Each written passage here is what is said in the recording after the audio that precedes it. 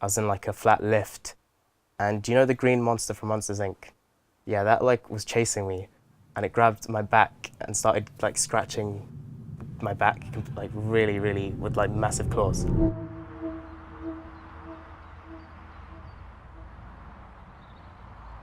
I had moved into a friend's house and I woke up, or I thought I was awake, and she was just sort of looking over me and she was just leaning over me. I felt stuck and I just kept being like, what are you doing? Why are you in here? She just wasn't saying anything.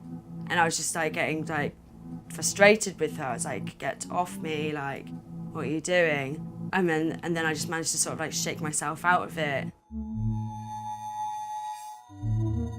Sleep paralysis for me is when you wake up, but you're not fully awake. You experience this moment of this force, usually, like pushing down in you very, very hard. Like you can't escape it, you can't move. And then you see stuff or hear stuff, like ghostly figures around. And it lasts for like a minute or so, but it feels so long. In that minute, you're like, I want this to end. I don't want to experience this. Before we got to this house, there was like an old man who lived here.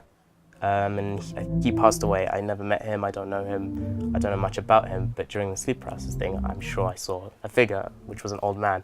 I just made the connection that it was him. And I saw like him with a cane, this black outfit, just their faces kind of come right next to me, like like close up, just staring at you, and you feel that force kind of bringing you down. And there's no escape from it, like you can't close your eyes because your eyes are forced open. I was trying so hard to escape it. So in this episode, I kind of like fell off my bed and everything, trying so hard to stop the force. And then I woke up in my bed, like, okay. In broad terms, we do know what is actually going on when people have an episode of sleep paralysis. First off, if you think of what happens during a normal night's sleep, you go through kind of these cycles. On average, they're about 90 minutes long, and within each of those cycles, you go through stage 1, stage 2, stage 3, stage 4 sleep. And your breathing rate changes, your heart rate changes, your brain waves change, and then you come back up through those stages and you go into what's called REM sleep, rapid eye movement sleep. And REM sleep is the phase of sleep that is typically associated with vivid dreams.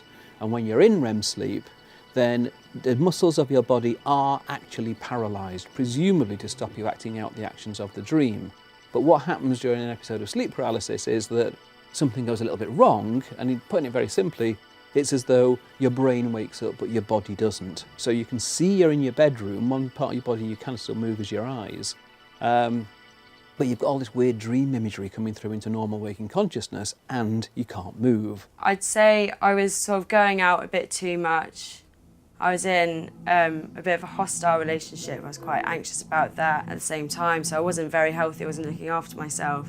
And it's a bit of a catch-22 also when you're sort of like not sleeping properly, and then you wake up, you feel anxious, and then you go to bed anxious, and it just keeps going on. Like every night, and I used to be scared to go to sleep, even a nap, and I could sort of feel it happening, feel my eyes going, and then it just sort of like start happening with my body, and I'd just be constantly trying to fight it. Yeah.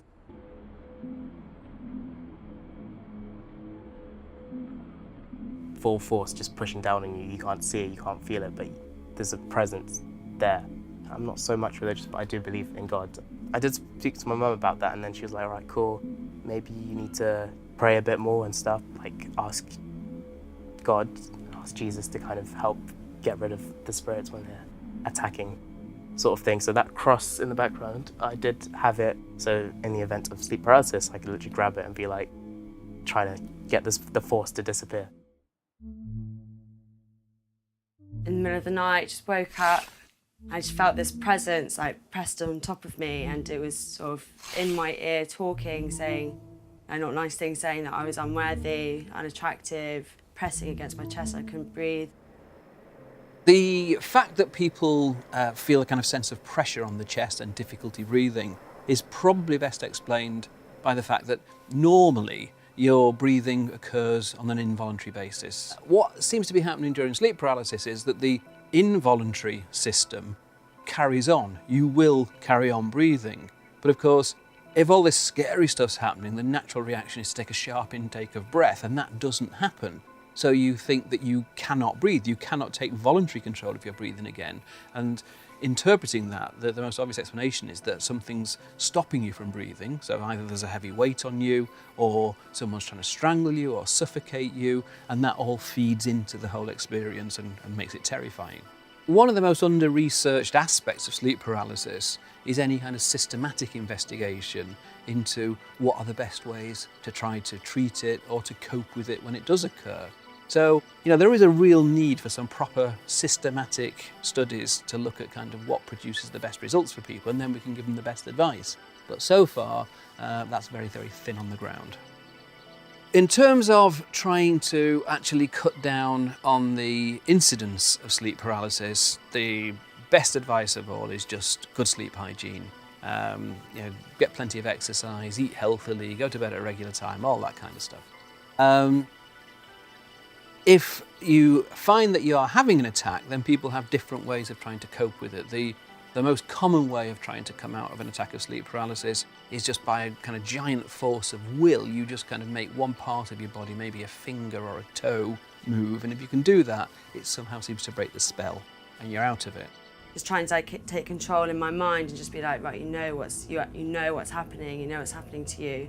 Just take a deep breath, and I always used to count down from 5, and just on 5, just throw myself, just wake myself up, just roll over as hard as I could to try and get out of it. If you've just experienced sleep paralysis, I would say start writing it down, put it on notes or something, and then think about your sleeping patterns and think about your daily life, your family and friends, what might be affecting it.